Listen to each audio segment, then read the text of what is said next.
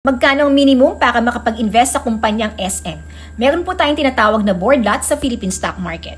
Pag sinabi mong board lot, ito yung minimum number of shares na pwede mong i-trade sa stocks. Sa SM, ang board lot ay 10. Ibig sabihin, makakabili ka ng SM na stock or shares ng SM multiple by 10.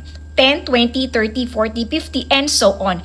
Ibig sabihin, kahit 10 shares, pwede ka na magsimulang mag-invest sa SM. As of April 16, 2025, ang market price per share ng SM ay 805 pesos. So 805 pesos times 10 shares, that's 8,050. Pero merong fees or charges. Ang fees or charges is approximately 0.295% of the 8,050. Kung gusto mo pang ng additional details or information kung paano magsimula mag-invest sa Philippine stock market kasama na yung mga fees or charges computation, ay umattend ka na lang ng aking free live online webinar na magaganap ngayong May 6, 8, 10, and 13, 2025. Ilalagay ko yung link ng registration dito sa comment section para makapag-register ka na.